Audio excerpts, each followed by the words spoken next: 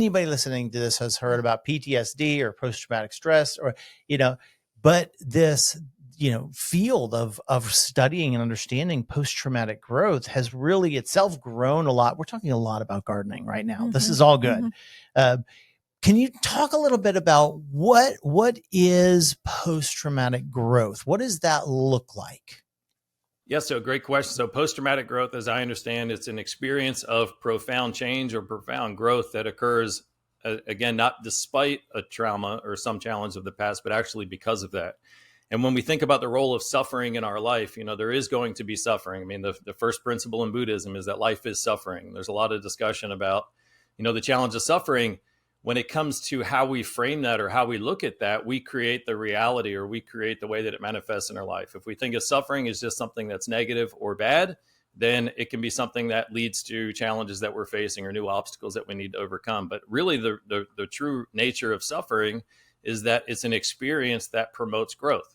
So we're only suffering if we're facing a situation that we haven't yet developed the capacity or the ability to navigate more fully.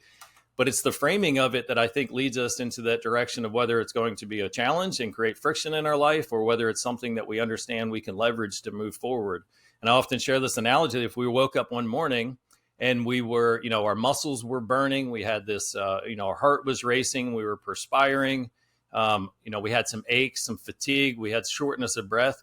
If we experienced that, and it was this condition that had some strange onset, and it would just come on a couple hours at a time and maybe a few times a week, if we don't have context for that suffering, it can sound very scary, and it can, lead us to a lot more concern. However, let's contextualize it as we go to the gym a couple of hours a week. We feel this burning sensation in our muscles. Our heart races.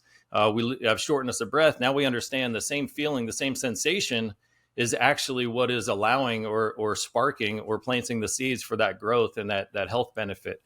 And I think the same analogy can be overlaid to many of the challenges in our life. If we think about any of the strengths that we have, any of the skills that we have, it didn't come from easy times. It came from times that we were suffering. So if we can look at our present moment and understand that the things that I'm struggling with now are actually the things that are helping me become that person I want to become, reach the goals that I want to reach, or develop the skills and the capacity that I don't presently have.